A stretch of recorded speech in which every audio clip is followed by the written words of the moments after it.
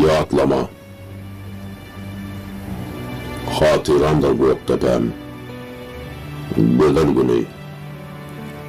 Acısı da kalbimizde.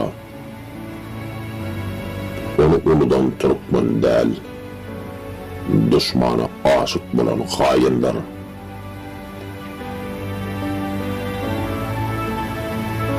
Bin 881 12. yanvar. Tarih sahifasında söz bilen değil, gan bilen yazılan gün bugün. Türkmen halkının azatlığı için näme yitirenini ve näme kazanandığını dünya bilýär. Yani ömrünü kazanç uğrunda geçirýän bugünkü Türkmen halkı bu tarihi bilmekden has uzakda.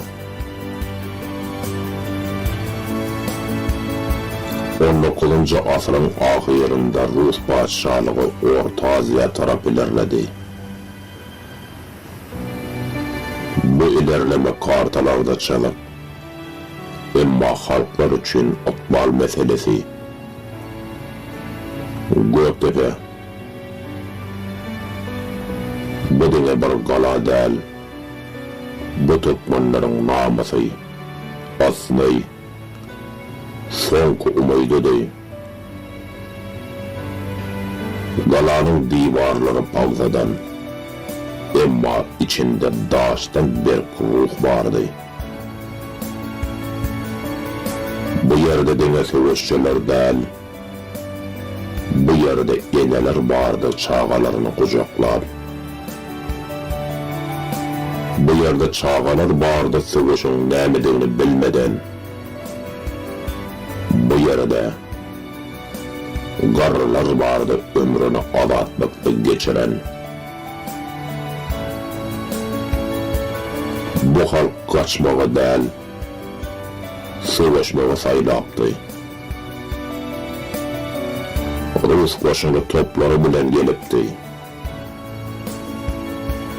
Uzağa çeken gaval, açlık, susuzluk, yağda olup, emma ruhu eğilmedi bu halkın. Çağaların gülkesi, enelerin duası, yigitlerin andı vardı bu galada. Göktepe. Bu dine bir galanın adı değil, bu dımışlığı yarıp çıkan tarihin sesi. Galanın divarları halkın erkesliğiydi.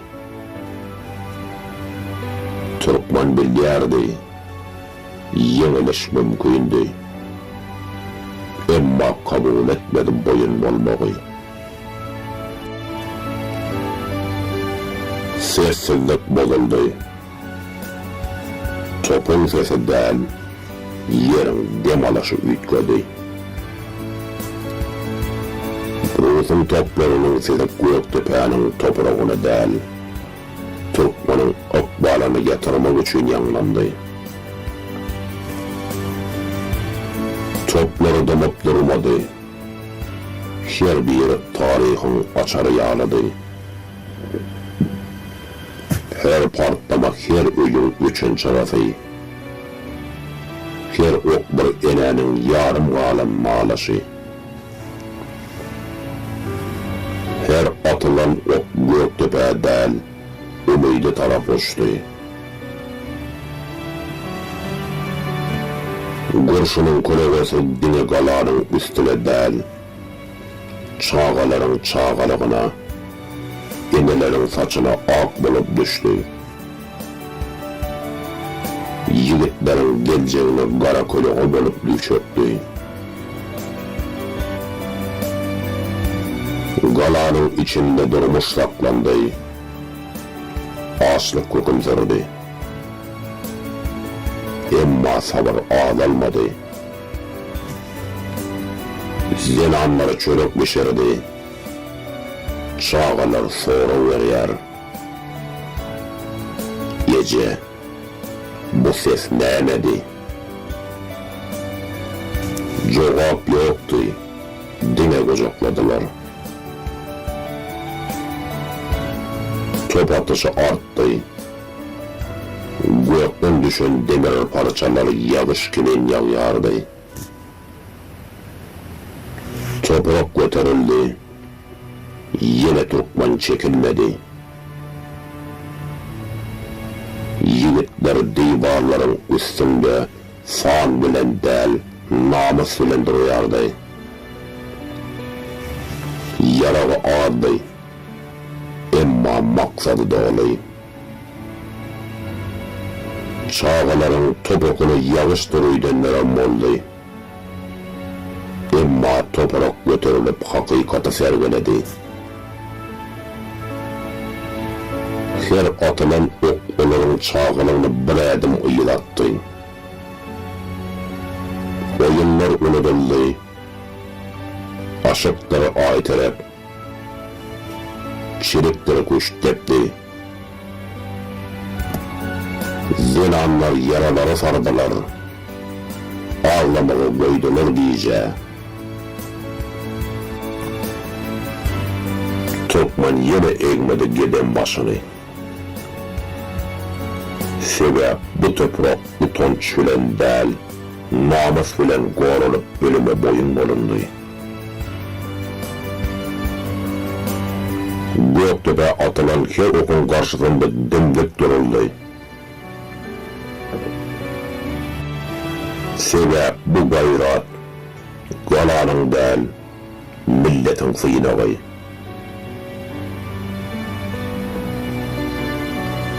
Yerastı partlamadan sonra Göktepe'nin koca divarları yıkıldı. Yer arandı. Asmanı duman bağladı. Göktepe gana boyuldu. Güneşli çağalarda yandı. Rus denizleri kapandı. Yıkıldı kala. Yarıldı milletin kalbi. Kala yıkıldı. Emma ruh yıkılmadı. Şolgun minlerce batırlar sonku demine çenlik vuruşup düştü yere. Emma bir millet tarihi yazdı öz adını.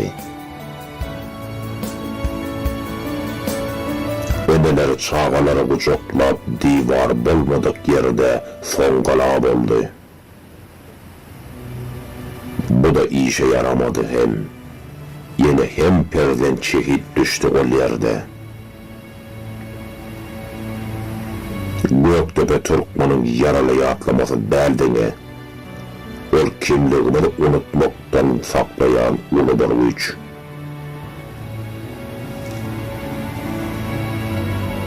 Sonku hücum kılıç ile top bir meydanında doğuşuştu.